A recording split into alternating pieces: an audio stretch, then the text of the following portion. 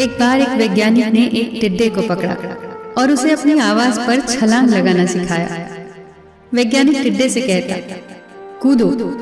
टिड्डा उसकी आवाज सुनते ही जोर से छलांग लगा देता। अब वो वैज्ञानिक था तो प्रयोग करना तो बनता ही था। उन्होंने टिड्डे की छलांग पर प्रयोग किया।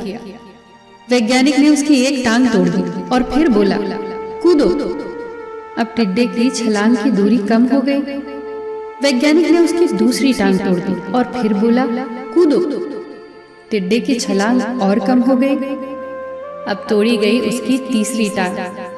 छलांग की दूरी और कम हो गई। एक एक करके बेचारे टिड्डे की सारी टांगें तोड़ दी गई। अब आखिरी टांग टूटने पर जब उसे कहा गया कूदो, तो वो हिल भी नहीं पाया। अब वैज्ञानिक ने अपना निष्कर्ष अपनी डायरी में लिखा। जानते हो उसने क्या लिखा? जब टिड्डे की एक टांग तोड़ी गई तो वो थोड़ा बहरा हो गया। जब उसकी दूसरी टांग तोड़ी गई तो वो और बहरा हो गया। हर टांग टूटने के साथ वो और बहरा होता गया और सारी टांग टूटने के बाद वो बिल्कुल बहरा हो गया। जोर जोर से चिल्लाने का भी उस पर कोई असर नहीं हुआ। वो तो अपनी जगह से हिला तक नहीं। छलांग लगाना तो दूर की बात थी। इस कहानी को सुनकर सभी को ऐसा ही लग रहा है ना कि क्या मूर्ख वैज्ञानिक था।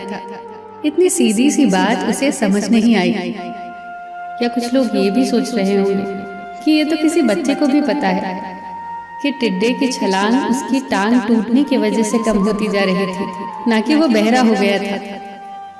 पर दोस्तों, हम सभी जीवन में कई बार ऐसे ही मूर्ख बन जाते हैं। कई बार जीवन में दो घटनाएं एक साथ ऐसे घटती हैं कि उनका एक दूसरे से कोई संबंध होता ही नहीं, फिर भी ऐसा लगता है कि गहरा संबंध है। कभी कभी दिखता कुछ और है, हमें समझ कुछ और आता है और वास्तव में होता कुछ और है। इसीलिए अगर पछताना नहीं है तो जीवन में जल्दबाजी में कोई निर्णय न ले।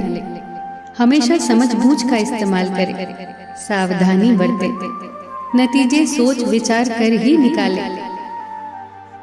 दोस्तों, आपको ये छोटी छोटी कहानियाँ और उनकी सीख कैसी लग रही है, हमें कमेंट सेक्शन में ज़रूर बताइएगा। आप अपने सुझाव भी लिखिए जिससे हम और बेहतर करने की कोशिश करें। फिर मिलेंगे दोस्तों अगली वीडियो के साथ। तब तक के लिए अपना ख्याल रखना और हमेशा मुस्कुराते रहना।